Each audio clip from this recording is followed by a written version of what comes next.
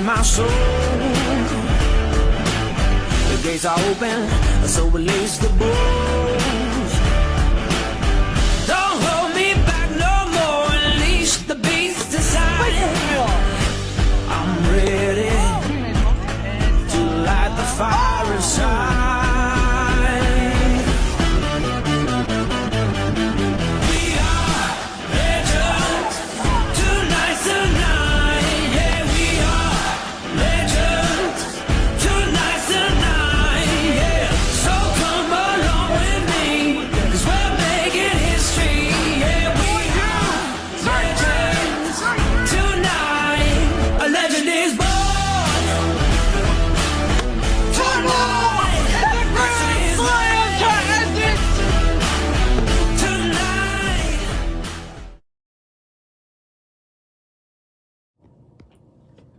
Hello again, everyone, and welcome to the 2025 BRE Pre-Draft Show.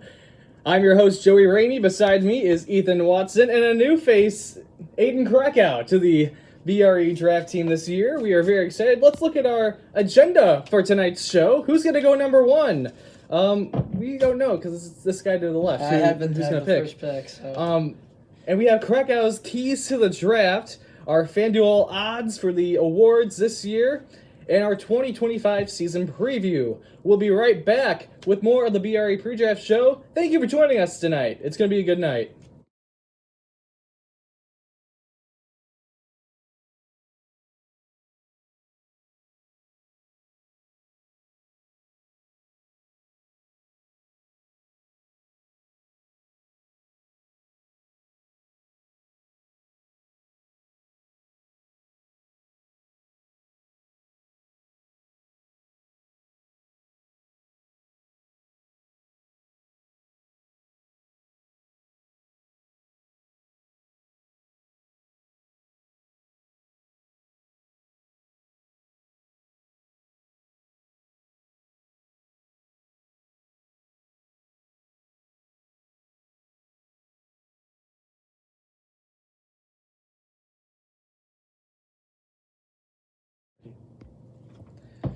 Welcome back to the BRE Pre-Draft Show. Tonight we have breaking news for you out of the captain area of the BRE League. 2 new captains have been added within the last week. For the Gamblers, it's Colin Slater, and he's a good player. He's going to be a good leader for that team as well. Ethan, what do you think about this? I think it's a good move by the commissioner or whoever promoted him to captain. He played good for us last year. Solid hitter. Not a great pitcher, but I'm sure they'll have a couple other pitchers on there to offset that. But overall, I think it's a good move. Elevates their ceiling for the next year's tournament. Krakow, any thoughts on that? I agree with what he said. I got to watch him play in the BRE football tournament last year, and I like what I saw from him. And we have another captain change for the Assassins. It's going to be Ben White this year. Brand new. Never seen him play. Brand new. So yeah, we can't really have any thoughts on that, but... And it's now time for our intro to 2025. Welcome to the 2025 season. We are very excited for tonight's draft. And here's our preseason rankings for 2025. Of course, the champions last year, the Cougars, are leading the way. They're followed by the Predators, who are led by Ryan Lawyer, who's, I don't know, that team beat me twice last year. So, yeah, there's that. And then Ethan's Masters are third, followed by the Gamblers with Colin Slater. That's 4. My Hotshots are 5. Krakow's Krakens are 6. Followed by the Vengeance. Domination, led by Matty Ramey. The Mustangs, led by Zach Martin. The Diamondbacks, led by Cooper Randall. And the Assassins, of course, led by the new captain, Ben White. What do you guys think about the rankings this year? Krakow, we'll start with you. Oh, yeah. First off, I think I should be higher. I mean, I'm a great hitter. Had a good tournament last year. I know my pick, number 5 in the draft, is going to be awesome. And what was I at, 6? I think I should be at 6. At 4 or 3. Even though I am a rookie, I know I'm going to bring it this You do year, qualify. for sure. You qualify for the rookie because you only played the tournament. Ethan. So I think that I agree with most of the rankings. I feel like it's pretty based on like the tournament finishes last year. Although some teams are higher, some teams are lower. I like where my team's at, third. I mean, we're pretty consistently good. My team's every year. We're usually not a two and done in the tournament. We'll usually win a game or two. But overall, I think it's good. Obviously, it's going to adjust. We'll have to see what happens with the draft, too, as well. I'm excited to see what happens with the draft tonight. And we'll be right back, and we're going to have who's going number one, and we're going to have Krakow's keys to the draft. It's all coming up here on the BRE.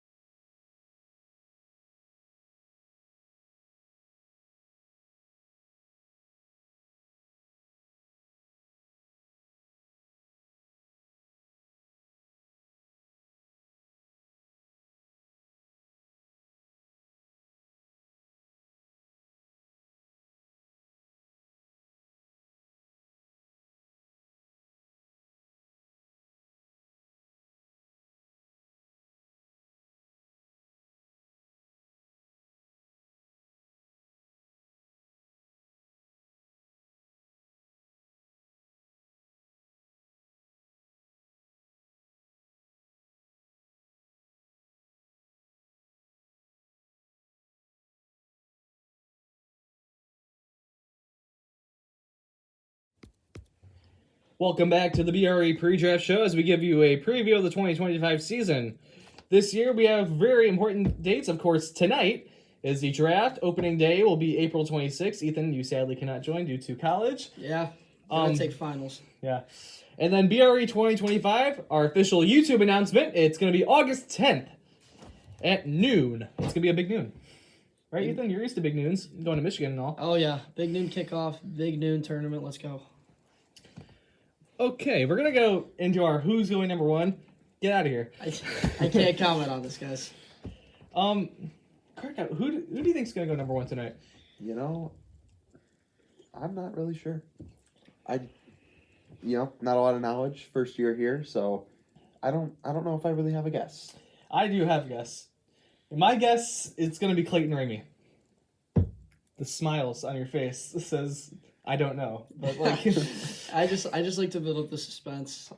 This is the first year I've picked like super high in the draft, so I think it's important to get someone that can hit, pitch, field. There's obviously going to be a couple good players up top. So, me, myself, and I did a lot of looking at the grades given by by Joey in the offseason, and we're going to be making an educated pick, hopefully leading us back to the championship. And that is what was sent out to all captains if they decided to respond to the text.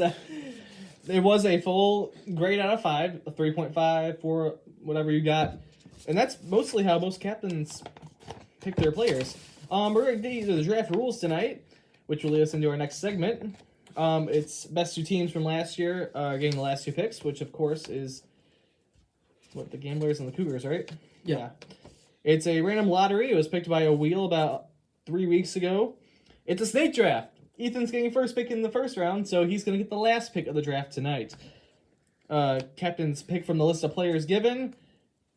If in attendance during the draft, which we 3 are, we pick our own. We don't have to auto-draft like some of the other captains are doing tonight. And now we want to go into Krakow's keys to the draft. What are my keys to the draft? I don't know. You could just do a bunch of things. I don't know. No.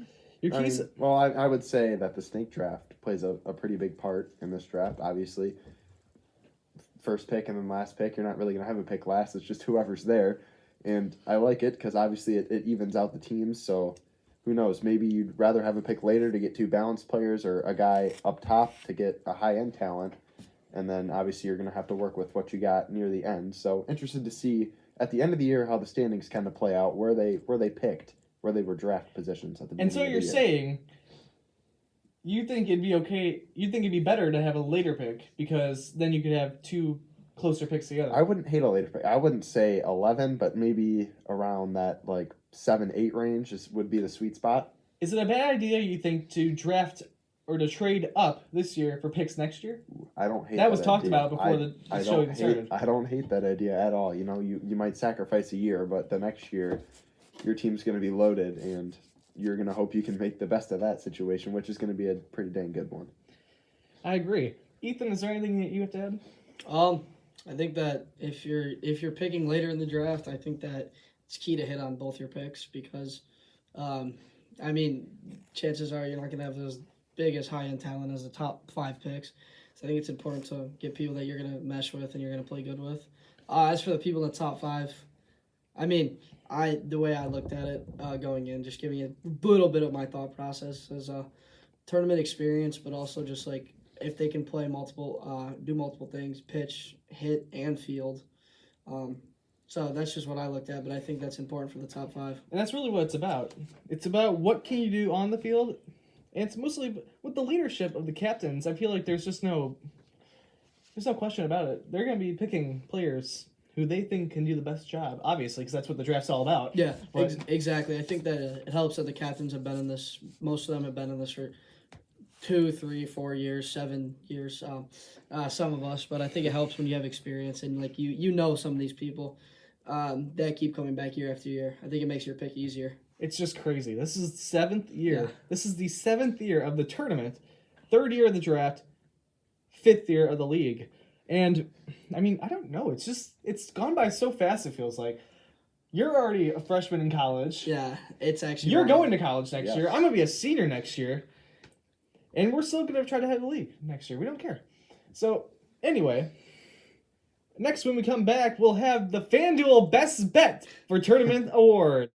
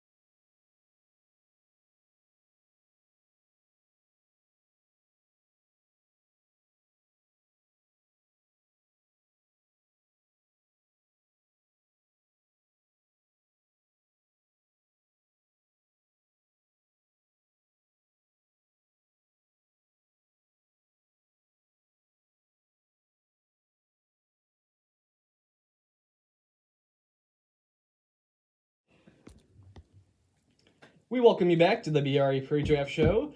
Of course, tonight we pick the teams, and then with those players, we have something new this year. It's odds.